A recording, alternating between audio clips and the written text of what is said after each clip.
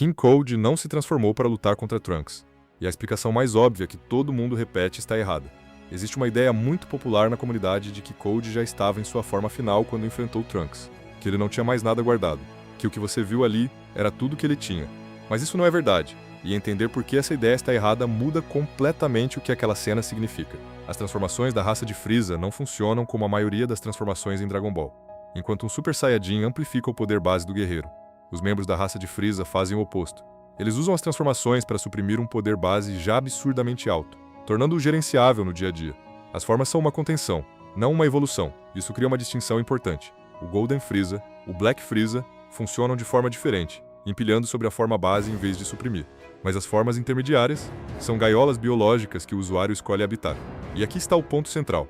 Cold e Frieza são visualmente muito parecidos em suas segundas formas. Tão parecidos que seria biologicamente improvável que os dois funcionassem de maneira fundamentalmente diferente. A semelhança física não é cosmética, ela é um argumento. Cold tinha formas superiores. Ele escolheu não usá-las. E a pergunta que importa não é se ele podia, é por que não quis. A resposta começa com o tipo de pessoa que King Cold é.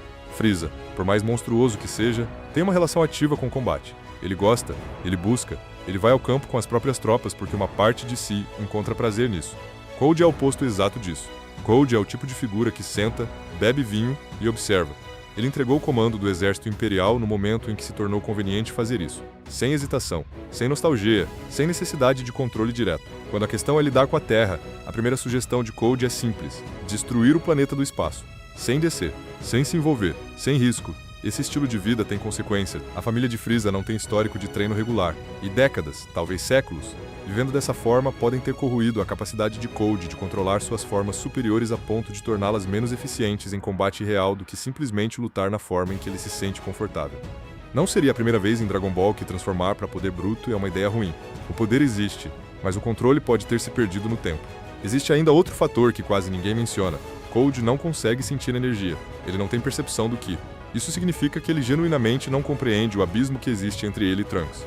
E os Scouters, que seriam a ferramenta alternativa para medir poder, provavelmente não conseguem sequer mensurar níveis tão elevados quanto os dele.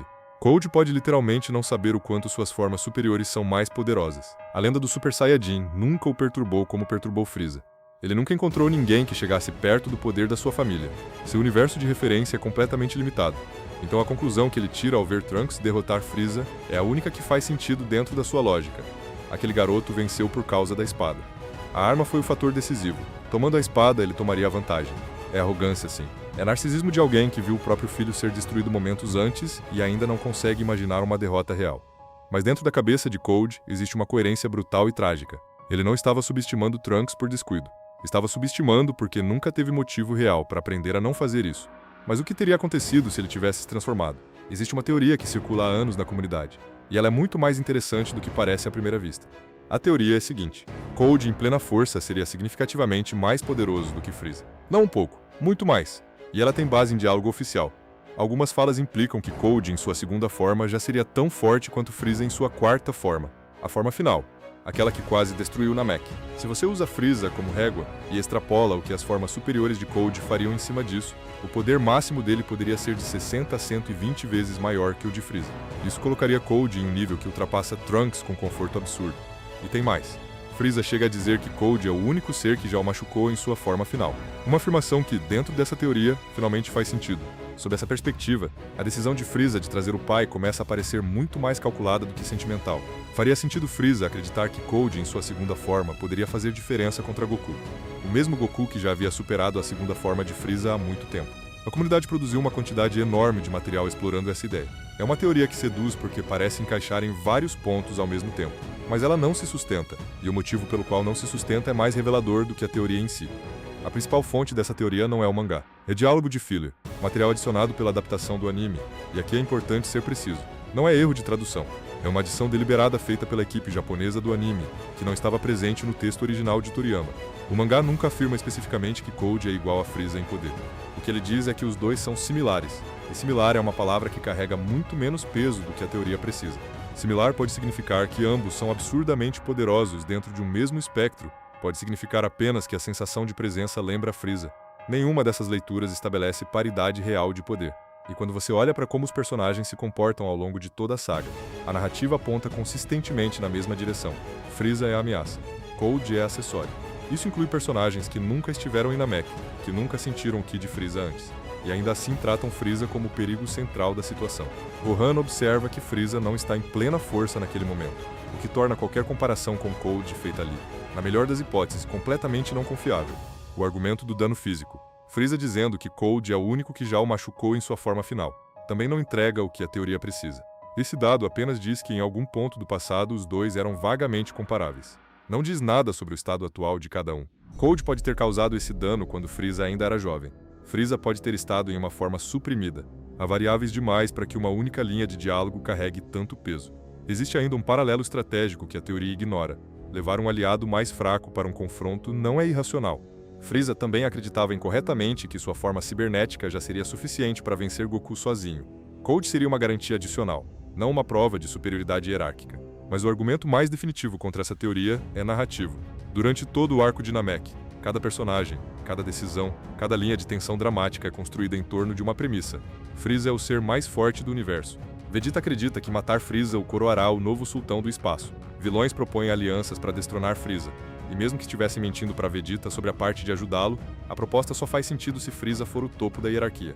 E tem mais. Se Cold é mais fraco do que Frieza, então quem derrota Frieza derrota Cold por transitividade, tornando a existência de Cold narrativamente relevante para o conflito principal. E é exatamente isso que acontece. É assim que a história o trata.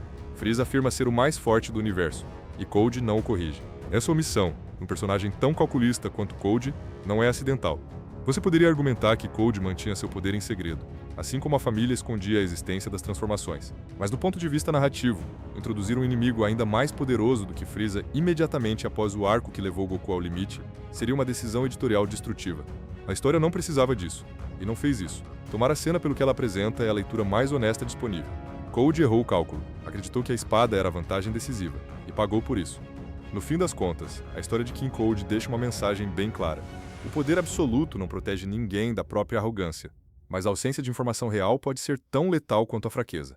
Cold tinha formas superiores, tinha décadas de domínio sobre um império intergaláctico, tinha o filho mais temido do universo ao seu lado, e ainda assim foi derrotado por um adolescente de cabelo roxo porque nunca aprendeu a medir o que não conseguia ver. Alguns personagens em Dragon Ball perdem porque são fracos demais, outros perdem porque treinaram menos, e alguns perdem simplesmente porque acreditaram que o mundo funcionava dentro dos limites do que já conheciam. Essa foi a realidade de King Cold, não a versão lendária que a teoria popular tentou construir, mas a realidade fria que a própria obra sempre esteve mostrando. Agora eu quero saber de você. O que te surpreendeu mais nessa análise? A fragilidade do argumento do filler ou a lógica interna que Cold usou para se convencer de que ia ganhar? Afinal, em Dragon Ball, subestimar o oponente errado nunca termina bem. E Cold subestimou com estilo. E para fechar, você acha que Cold transformado teria alguma chance real contra Trunks? Ou o resultado seria o mesmo de qualquer forma? E se você curte esse tipo de análise, sem hype vazio e com respeito pela obra, se inscreve no Shonenverso. O canal tá no começo, mas a proposta é criar uma comunidade de quem gosta de verdade desse tipo de debate. Até o próximo vídeo e muito obrigado por assistir.